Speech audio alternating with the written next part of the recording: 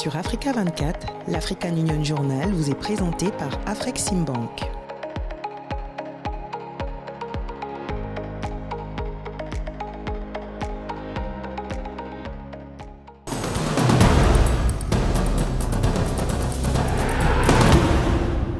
Bienvenue dans l'African Union Journal, votre rendez-vous hebdomadaire avec l'actualité au sein de l'Union africaine. Cette édition s'intéresse à la dette publique africaine, tandis que les marges budgétaires se réduisent. Face à une crise qui menace l'avenir de plusieurs pays du continent, experts, responsables politiques et institutions financières proposent des solutions concrètes.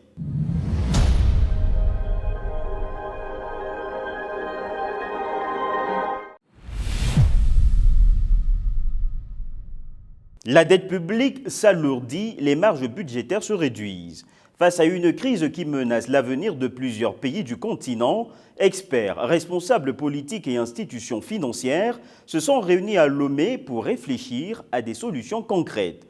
Comment restaurer la viabilité de la dette sans sacrifier les dépenses sociales essentielles? Quels mécanismes pour mieux structurer les emprunts et renforcer la souveraineté économique? Élément dans ce reportage signé Steven Midjola. En Afrique, la dette publique atteint aujourd'hui des niveaux préoccupants. Selon le rapport international sur la dette publique en 2024 par la Banque mondiale, 22 pays africains sont en situation de surendettement ou exposés à un risque élevé. En 2023, la dette publique cumulée de l'Afrique subsaharienne a franchi la barre des 1100 milliards de dollars, soit plus de 60% du PIB régional. Une part importante de cette dette est contractée auprès des créanciers privés ou bilatéraux avec des taux d'intérêt élevés et des conditions strictes. Cette fragilité ne découle pas d'un seul facteur, mais d'un enchaînement de vulnérabilités structurelles et conjoncturelles. Beaucoup ont eu ces fonds, mais n'ont pas pu, n'est-ce pas, les utiliser de façon effective. Mais à la limite, lorsque vous partez dans ces pays, il n'y a pas d'infrastructure. Il n'y a pas d'infrastructure routière, il n'y a pas de l'énergie, il n'y a rien. Dans plusieurs pays d'Afrique subsaharienne, le service de la dette absorbe des ressources colossales. D'après le Fonds monétaire international FMI en 2023, le Ghana consacre plus de 45% de ses revenus publics au service de la dette, soit environ 6,2 milliards de dollars par an. En Éthiopie, le remboursement de la dette représente près de 3,5 milliards de dollars, tandis que le budget combiné de la santé et de l'éducation peine à atteindre 2,7 milliards. Plus largement, dans 14 pays africains, les montants versés aux créanciers dépassent les budgets sociaux de base. La dette publique, la soutenabilité de la dette est la cause de ce problème. La dette a en certains cas dépassé le remboursement de la santé, le remboursement de l'éducation, ce qui est critique pour le développement de n'importe quel pays. La santé et l'éducation sont très importants pour les jeunes. Nous devons s'assurer que l'investissement dans la dette publique doit taguer particulièrement de l'éducation pour s'assurer que nos jeunes soient prêts et compétents pour travailler pour l'avenir. Face à l'urgence de la dette, la conférence de Lomé a mis en avant des solutions concrètes. Les experts ont plaidé pour un renforcement des banques africaines de développement comme la BAD, qui a accordé près de 8 milliards de dollars en 2023 à des conditions avantageuses. Parmi les instruments invoqués, les obligations vertes, plus de 3 milliards levés en 2023, les prêts liés aux ODD ou les échanges d'aide nature à l'image des Seychelles, avec 27 millions de dollars réorientés vers la protection marine. Mais sans une gouvernance transparente ou rigoureuse, ces outils restent insuffisants. Si les termes et les conditions de remboursement ne créent pas de dégâts pour le pays, c'est bien. Si les ressources ne sont pas détruites en ce qui concerne le fait qu'elles finissent dans la poche des gens par le moyen de la corruption, c'est bien. L'important, c'est que chaque pays ait sa propre capacité. La dette n'est pas une fatalité. Si elle est bien contractée et orientée vers l'investissement productif, elle peut devenir un véritable levier de croissance. Face à un endettement qui pèse lourdement sur leurs économies, les États africains amorcent un virage stratégique. Le continent explore des mécanismes de financement innovants pour regagner une souveraineté économique mise à mal. À Lomé, la conférence de l'Union africaine sur la dette a donné le ton d'une nouvelle ambition collective. Lefty Ounou. Du 12 au 14 mai 2025, Lomé, la capitale togolaise, a été l'hôte de la première conférence de l'Union africaine sur la dette publique. Cet événement réunit des experts financiers qui ont établi un diagnostic détaillé de la situation et suggéré des solutions de financement novatrices. Le bilan est préoccupant. En 2024, la dette publique africaine atteignait 1 860 milliards d'euros. En moins d'une décennie, le rapport moyen entre la dette et le PIB a progressé de 44,4% à 66,7%. Le Fonds monétaire international indique que 22 nations africaines sont en situation de surendettement. Face à cette réalité, le continent est appelé à réévaluer ses priorités budgétaires. L'idée principale, c'est d'avoir une bonne gestion de son endettement, qui va dans le sens de la viabilité, de la soutenabilité, du coût de cette dette, de la solidité de cette dette. Et bien sûr, partant de là, les pays doivent s'organiser pour avoir une entité dans un cadre transparent qui va gérer cette dette, avoir des institutions qui vont contrôler cette dette. Aujourd'hui, moins de 40% des pays africains publient des rapports détaillés sur leurs dettes. Une opacité qui aggrave les primes de risque imposées par les agences de notation internationales. Face à cela, l'Union africaine propose une réponse souveraine, une agence panafricaine de notation de crédit conçue pour rétablir une évaluation plus juste des économies africaines. Au niveau régional, il est important qu'il y ait une collaboration entre les institutions. Au niveau africain, il est important qu'il y ait une collaboration parce que nous constatons que le défi est très grand en termes d'accompagnement des pays. En 2024, les pays africains ont déboursé près de 90 milliards de dollars pour le service de la dette, soit presque le double de l'aide étrangère reçue et plus que les budgets annuels santé et éducation réunis de nombreux États. Le continent accuse aussi un déficit d'infrastructures estimé entre 130 et 170 milliards de dollars par an, alors que l'accès à un financement long terme reste hors de portée. Face à cette impasse, l'Union africaine réclame une réallocation équitable des droits de tirage spéciaux, dont plus de 85% restent concentrés dans les pays du G20. I am convinced that we should start with the Africa Monetary Fund. Je suis convaincu que nous devrions commencer par le Fonds monétaire africain, car il aura un impact direct sur la stabilité macroéconomique. Nous pensons qu'une fois que nous aurons réglé ce problème, une fois que nous aurons réglé toutes ces instabilités, qu'il s'agisse de dette ou autre, nous pourrons envisager de passer aux investissements, ce qui indique que nous avons besoin d'investissements en Afrique. We can think of moving on to the investment. That indicating that we need Africa investment. À court terme, les nations africaines s'engagent à améliorer leurs pratiques internes par la lutte contre les flux financiers illégaux, une gestion budgétaire rigoureuse et une meilleure mobilisation de leurs propres ressources. À long terme, le projet d'Institut monétaire africain en gestation depuis 2 décennies refait surface. L'objectif est de construire une structure financière continentale apte à soutenir les investissements sans recourir au marché externe.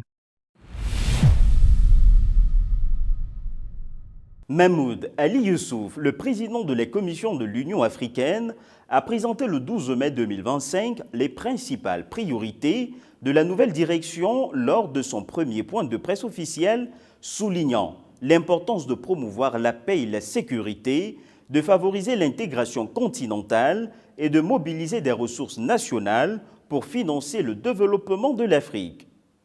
Catherine Gombe. Soulignant les défis complexes de l'Afrique en matière de paix et de sécurité, le président de la Commission de l'UA, Mahmoud Ali Youssouf, a présenté le 12 mai 2025 à Addis Abeba les initiatives en cours pour trouver des solutions durables à la situation sécuritaire pour l'Est de la République démocratique du Congo, à la paix et à la stabilité en Somalie, à l'escalade des tensions au Soudan du Sud ainsi qu'à la poursuite du conflit au Soudan. Pour le dirigeant, il est plus que nécessaire de revoir l'architecture de sécurité de l'institution pour prévenir et résoudre les conflits. We are in the process of revisiting our peace and security architecture. We think that we have a number of mechanisms, within this. Nous sommes en train de revoir notre architecture de paix et de sécurité Et dans ce cadre, nous rencontrons un certain nombre de défis. L'un d'entre eux est la conception même de paix et de sécurité. Nous envisageons des réformes avec les pays membres via notre département des affaires politiques et de sécurité pour parvenir à cette paix. Nous constatons avec regret que les décisions de cet organe restent souvent de l'encre sur le papier et cela doit changer. Un autre pan qui suscite notre intérêt est la force africaine en attente. Ce système continental d'alerte précoce est une unité censée se consacrer à la prévention de conflits 24 heures sur 24 et 7 jours sur 7. Il est nécessaire de revoir le fonctionnement de cette unité car la prévention est la clé pour éviter les crises. Continental Early Warning System is a unit that is supposed to work, on prevention, 24/7.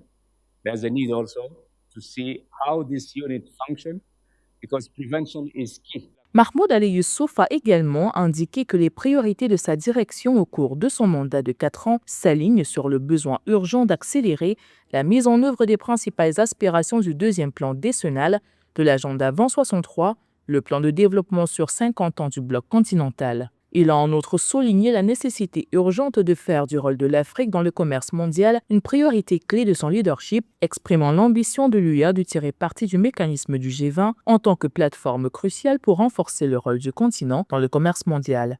Agenda 2063 has been adopted in 2023, and then by 2063, we should reach the goal of having Adopté en 2023, l'agenda 2063 nous permettra d'atteindre d'ici 2063 l'objectif d'une Afrique pacifique, prospère et intégrée. Nous savons que les résultats du premier plan d'exécution n'ont pas été très satisfaisants. Je veux dire que les chiffres que nous avons vus dans le rapport font état d'un taux de réalisation de 37%. Il appartient donc à la nouvelle commission d'améliorer ce niveau d'exécution et de mise en œuvre du deuxième plan décennal. Tout a été adopté pour 2024. L'un de ces programmes phares, qui sont au nombre de 15, consiste à mettre fin à l'utilisation des armes à feu d'ici 2030, ce qui constitue l'une de nos principales priorités.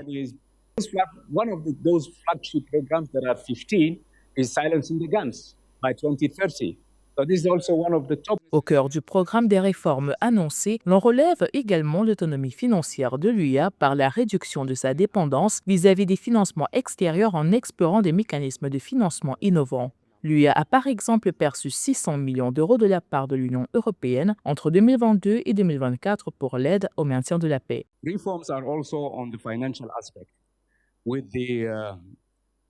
Les réformes portent également sur l'aspect financier. Avec l'évolution de la géopolitique internationale, l'orientation que nous aimerons donner à l'action en matière de mobilisation des ressources financières pour l'organisation est d'abord et avant tout de compter sur la connaissance de nos ressources nationales, puis de continuer à engager de nouveaux partenaires afin d'améliorer l'efficacité de l'action de l'Union européenne. Outre le renforcement de la gestion administrative et financière de la Commission de l'UA, afin d'instaurer la culture d'efficacité, de transparence et de redevabilité à tous les niveaux, Mahmoud Ali Youssouf s'est également engagé à promouvoir les principes du panafricanisme et de l'unité africaine. À présent, l'actualité au sein des régions de l'Union africaine. Crise au Soudan, l'ONU, l'Union africaine et la Ligue arabe appellent à un cessez-le-feu durable. La CEDEAO valide sa stratégie de migration de main-d'œuvre pour renforcer la mobilité régionale et la protection des droits. Et enfin, des anciens chefs d'État africains appellent à une paix durable en RD Congo. À marge du 34e sommet de la Ligue arabe à Bagdad en Irak, le président de la Commission de l'Union africaine, Mahamoud Ali Youssouf, le secrétaire général de la Ligue des États arabes, Ahmed Aboul Gaït, et le secrétaire général des Nations Unies, Antonio Guterres, ont échangé le 17 mai 2025 sur la situation au Soudan. Ils ont exprimé leur profonde préoccupation face à l'aggravation du conflit et de la crise humanitaire au Soudan, appelant à une action internationale urgente pour mettre fin à la violence, garantir l'accès humanitaire et soutenir un cessez-le-feu durable. Les trois leaders ont également convenu de continuer à coordonner les efforts pour une résolution pacifique du conflit et ont réaffirmé leur attachement à la souveraineté, à l'unité et à l'intégrité territoriale du Soudan.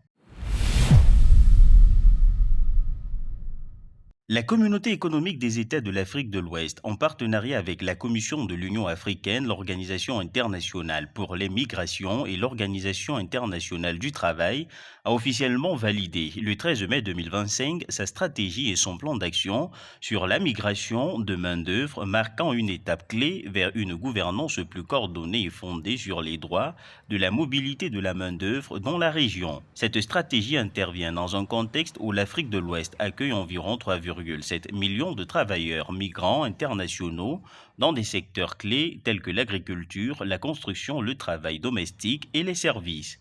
La nouvelle stratégie de la CEDEAO répond à des défis urgents tels que la migration irrégulière, la protection sociale limitée et les disparités entre les sexes dans la gouvernance des migrations. Dans le cadre du panel des facilitateurs désignés de la Communauté d'Afrique de l'Est et de la Communauté de développement d'Afrique australe pour tenter de trouver une issue pacifique aux conflits persistants dans l'Est de la République démocratique du Congo, plusieurs anciens chefs d'État africains se sont réunis du 17 au 18 mai 2025 à Lomé au Togo. Organisé à l'initiative du président du Conseil des ministres du Togo et médiateur pour le compte de l'Union africaine, cette rencontre vise à renforcer les efforts de médiation en intégrant des figures expérimentées des 5 régions du continent conformément à la décision du sommet conjoint EAC-SADC du 24 mai 2025. Cette initiative s'inscrit dans la continuité des efforts internationaux pour stabiliser la région des Grands Lacs, marquée notamment par la signature d'une déclaration conjointe à Doha début mai 2025 entre les représentants des États-Unis, de la République démocratique du Congo, du Rwanda, du Togo, du Qatar et de la France. La Chine est un acteur majeur dans l'économie africaine. Le Conseil économique, social et culturel de l'Union africaine a organisé en partenariat avec le réseau d'ONG chinoises pour les échanges internationaux le dialogue P2P qui s'est déroulé les 8 et 9 mai 2025, visant à approfondir la compréhension et la collaboration entre les Africains et les Chinois.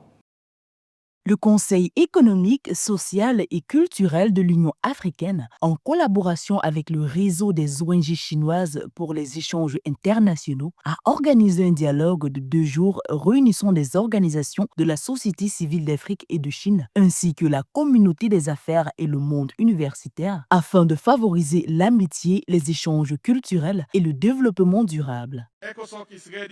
L'ECOSOC est prêt à rallier les voix des citoyens africains, que ce soit pour la C2O, le B20 ou le D20. L'ECOSOC est prêt à atterrir, mais aussi à partager ses forces avec les groupes de réflexion chinois pour soutenir la présidence africaine du G20. Permettez-moi de conclure en disant que la conversation d'aujourd'hui sera très variée, mais que chacune d'entre elles tournera autour d'un principe simple et puissant, à savoir que nous sommes plus forts ensemble lorsque chaque voix s'ajoute. La Chine est devenue le premier créancier bilatéral de l'Afrique, offrant aux pays africains une nouvelle source de financement pour les infrastructures, l'exploitation minière et l'énergie. La part de la Chine dans la dette publique extérieure totale de l'Afrique subsaharienne était estimée à environ 20% en 2023. China and Africa have always stood together. La Chine et l'Afrique ont toujours été solidaires, contre vents et marées, et nous sommes de véritables partenaires dans une coopération gagnant-gagnant. Nos réalisations mutuelles et notre engagement commun démontrent de manière éclatante notre solidarité et notre collaboration avec le Sud.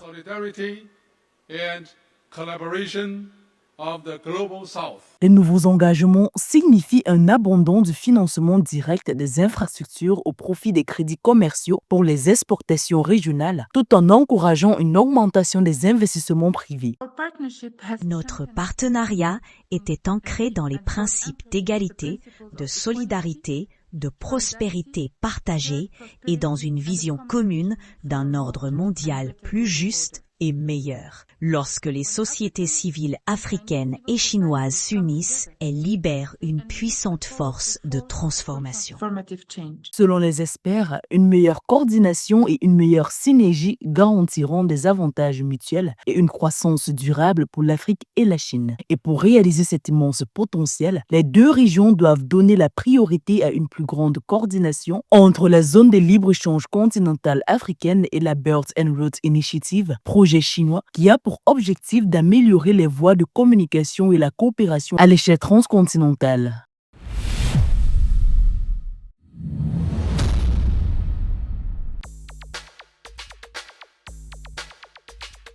La troisième conférence africaine sur la mise en œuvre et le partenariat PANAFCON 3 se tiendra du 27 au 29 mai 2023 à Lusaka en Zambie. La PANAFCON 3 se tiendra dans un format hybride sous le thème « Assurer une sécurité de l'eau et un assainissement inclusif et résilient au changement climatique pour l'Afrique que nous voulons ». Le thème de la PANAFCON 3 vise donc à garantir que la vision et la politique africaine de l'eau pour l'après 2025 placent l'eau et l'assainissement au cœur de la transformation sociale et de la croissance économique du continent. Ce faisant, elle place la vision et la politique africaine de l'eau pour l'après 2025 comme cadre de mise en œuvre pour la réalisation de l'agenda 2063, l'Afrique que nous voulons. La ville de Victoria Falls au Zimbabwe abritera du 27 au 29 mai 2025 la réunion du comité des statistiques de la SADC. Organisée par le secrétariat de la communauté de développement d'Afrique australe SADC, cette rencontre a pour but d'améliorer la qualité, la disponibilité et l'utilisation des statistiques dans la région SADC afin de soutenir la prise de décision fondée sur des données probantes, l'élaboration des politiques et l'intégration régionale. La 4e convention des médias africains se tiendra à Marrakech, au Maroc, du 29 au 31 mai 2025. Elle réunira les voix médiatiques les plus influentes du continent pour aborder l'un des enjeux les plus pressants de notre époque, l'intelligence artificielle et son impact sur le journalisme africain. Organisée dans le cadre des commémorations de la Journée mondiale de la liberté de la presse, cette édition constituera une plateforme essentielle pour les journalistes, les décideurs politiques, les innovateurs technologiques et les leaders de la société civile afin d'explorer comment l'IA transforme la liberté de la presse, l'accès à l'information et la pérennité des médias en Afrique. Sous le thème IA, liberté de la presse et accès à l'information, orienter l'avenir des médias africains, la 4e convention des médias africains promet des discussions stimulantes, des stratégies concrètes et des collaborations innovantes. Diplomate de carrière et expert du développement, Oumar Alieu Touré s'est illustré pendant de nombreuses années en tant qu'ambassadeur et représentant permanent de la Gambie auprès de l'Union africaine.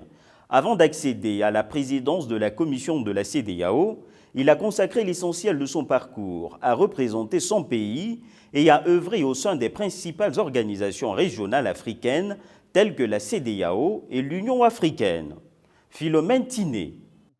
Oumar Alieu Touré, un diplomate au service de l'intégration régionale, président de la commission de la CEDEAO depuis 2022. Oumar Alieu Touré incarne l'expérience et l'engagement diplomatique de la Gambie sur la scène africaine et internationale. Avant d'accéder à ce poste clé, il a représenté son pays auprès des Nations Unies de 2007 à 2008, après avoir été ambassadeur en Éthiopie et représentant permanent auprès de l'Union africaine entre 2002 et 2007. Son parcours témoigne d'une carrière consacrée à la coopération régionale et au dialogue international. Notre continent reste confronté à de nombreux défis. Et il faut le dire, ces défis dépassent largement les capacités de nos pays pris individuellement, qu'il s'agit de développement inclusif, de la lutte contre le terrorisme, des conflits communautaires, du changement climatique ou encore des droits des femmes et des enfants. Fort de sa riche expérience diplomatique, Omar Alieu Touré œuvre activement en faveur de l'intégration régionale et du développement en Afrique de l'Ouest, en réaction à l'annonce du retrait du Mali, du Burkina Faso et du Niger. En janvier 2025 de la CEDEAO, il avait mis en garde contre les conséquences d'une telle décision, avertissant que la scission de l'AES pourrait conduire à une désintégration du bloc et engendrer d'importants coûts économiques et sécuritaires pour la région. En dehors de nombreuses menaces liées à la paix et à la sécurité, ainsi que les défis liés à la pauvreté, notre région est également confrontée au risque de désintégration. Omar Alieu Touré, à la tête de la CEDEAO qui célèbre son cinquantenaire ce 28 mai 2025, poursuit la mise en place d'initiatives visant notamment l'intégration, la promotion et l'entrepreneuriat jeune et l'innovation. Le Forum africain pour la recherche et l'innovation, tenu récemment à Cotonou au Bénin, en est une parfaite illustration. Il nous appartient de tout mettre en œuvre pour encourager la créativité et l'espoir d'innovation de notre jeunesse. C'est dans cette optique que le thème de cette édition est Jeunesse africaine, innovation et entrepreneuriat, bâtir un avenir durable. Omar Alieu Touré, ancien ministre des Affaires étrangères de la Gambie, est un diplomate chevronné. À 59 ans, il possède déjà une longue et riche carrière au service de la diplomatie et de la coopération internationale.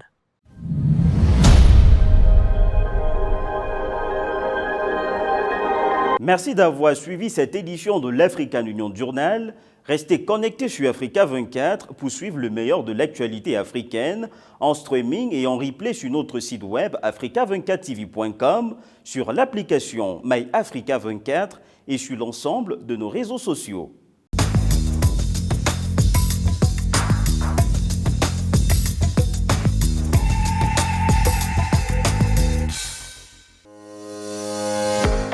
Sur Africa 24, l'African Union Journal vous est présenté par Afreximbank.